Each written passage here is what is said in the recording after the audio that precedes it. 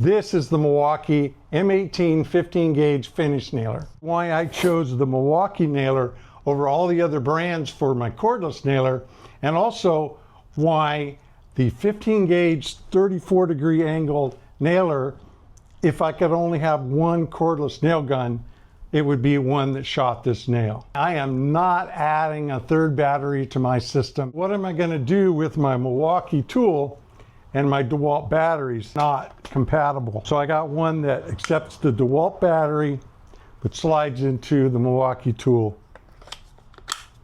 Why I chose the Milwaukee over all the other brands. It is the way that it shoots the nail without any lag using a gas chamber. It maintains a consistent depth. I did not go through and do all of those tests myself. I found a couple of YouTube channels, one in particular, that did an amazing job. DeWalt, Milwaukee, Makita, Passload, and on and on. No one nailer did every single thing the best. But their conclusion was that overall, the Milwaukee did the best overall score. And of those, it did the highest in being consistent in setting the nail to the same depth every single time. I am not a cordless nail gun guy first. A lot of people are, and they just don't have a compressor. They don't want a compressor. I'm not that.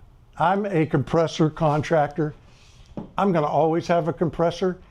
And in fact, if you'd like me to go more into that and take you into the smart wood shop and show you all of my nail guns and all of the little specialty guns, put a comment in the description of the video down below. This gun and this gun have the same purpose. There is no way that a gun that weighs what this weighs, and they all weigh a lot with their motors, their tanks, their batteries, can compare to day in and day out use of a nail gun that shoots with air. These are less than half the weight.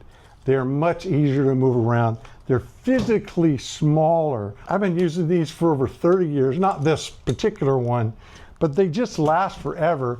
They cost a fraction of what these cordless guns cost. I'm gonna have a compressor on the job anyway, so I don't see cordless guns ever replacing pneumatic for me. So if I like this gun better than this gun, and I can buy multiple of these over one of these, why this one? Why the 15 gauge 34-degree angled nail? This is the gun, the nail, that I use to hang doors. Almost all doors into rooms, the doors open into the room, and I'm in the room to check my reveals, and then opening the door and making my adjustments and putting more nails and shims and all of that.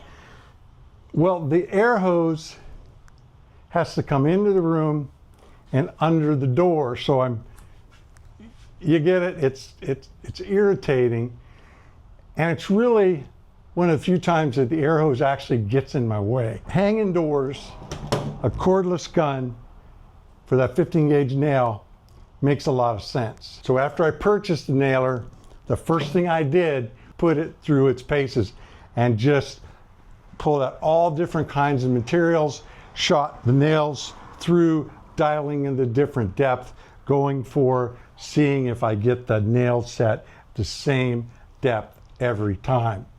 Now, even with an air nailer, occasionally something happens and it won't quite set as well, and so you've got to hand set those. That's probably going to happen with any gun, but I didn't want it to be because of the gun changing how it's responding because it's not ramped up or something like that.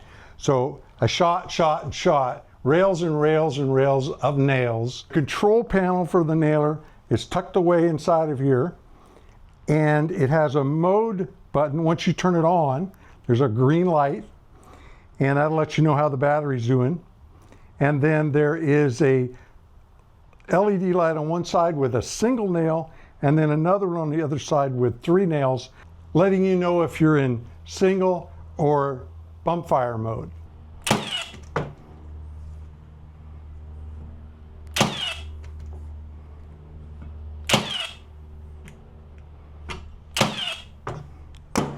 I just shot 4 nails. They're all set at the exact depth, so no problem in being consistent and placing the nail right where I wanted to place it. And another thing I forgot to mention was I wanted to see how big the hole was. I found with some of the guns, the driver itself can get in the way and make the hole the size of the driver rather than the nail head. That was single fire mode. I'll switch it over to bump fire. I never fired this gun or the 15 gauge nail or any trim nails in bump fire. I don't trim that way. I purposely place my nails, even though they're going to be filled. I like symmetry. I like them set at a certain point. I am not in a hurry to blast nails in. No need for it, but let's see how it does anyway.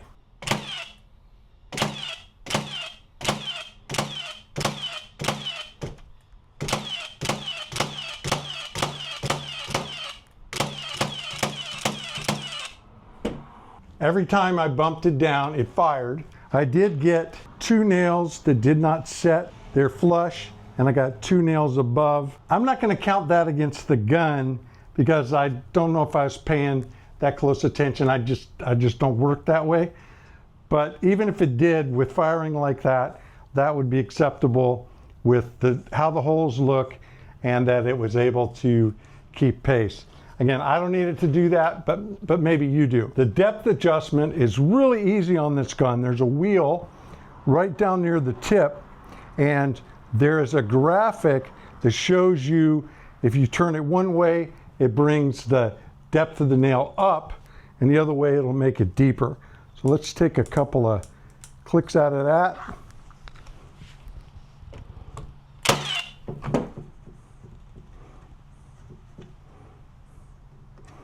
A little bit more out. I'm not sure I need that much. I want enough depth that the nail hole fills well, but not so much that it's way down in there.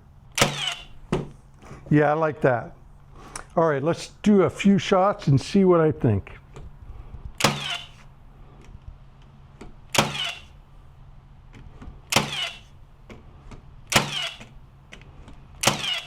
Every one is consistent. The hole is exactly the shape of the nail head, and it's really clean. It didn't blow anything apart, and I didn't need to wait for that winding or anything like that. It essentially worked as well as a pneumatic gun. All right, now let's test walnut. Perfect.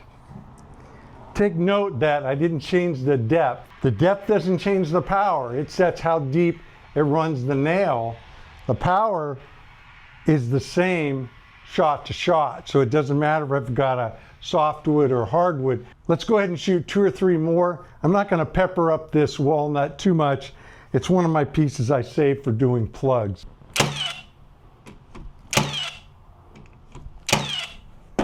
So 5, good, and this one is just flush. Didn't quite set. Let's go over the rest of the gun just so you know everything about it in case you're considering purchasing one yourself. Loading nails.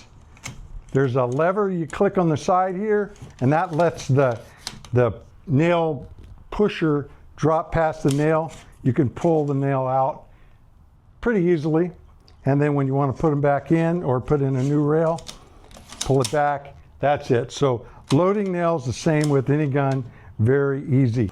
If you get a misfire, if you need to clear, it's a toolless maneuver here. Haven't had it happen, but you just flip this down, open it up. You would clear the nail here and then reset it. If the driver got stuck down, it would just be a matter of pulling the nail out and then doing a refire to reset the driver. There's a belt hook on it. It comes on the left side of the gun. That's right for me. When I use the gun, if I'm carrying it, I'll put it on my nail bag right back here. I don't care much for these big guns on the side.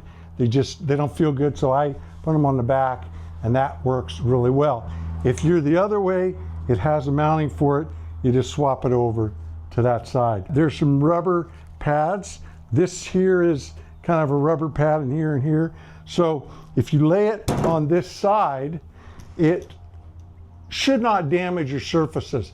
I'm always really careful when I'm doing my finishes. I always have a little, one of those blankets for furniture blankets. I have a few of those in the trailer, and I carry those around with me, and I lay all of my tools on those. I don't want to take any chance, and I'll promise you, if you do that, didn't take you any extra time, save you a lot of grief, and when your homeowners see you do it, they're going to know you care. The tip, I like the tip. I like that it's red, and the arrow, so I'm looking right where I'm shooting, so when I'm trying to place a nail, that really helps me hit the bullseye. Inside the rail here, there are two more tips, one exactly like this one, and then a larger one stored on board. There's one feature that the cordless gun has that I'm not going to get with my pneumatics, and that is a light. When I pull the trigger, an LED light underneath comes on and shines on the work. And I find that really handy. You probably don't see it in the camera here, it's so bright in here, but it does shine right where you're going to put the nail. I give the Milwaukee a strong thumbs up. It's the gun I chose. I was open to buying any brand on the market. I wanted to buy the best for my needs, and Milwaukee was it. They didn't sponsor it. They didn't send me the gun. I bought it with my own money. This is just me telling you my experience and what I think.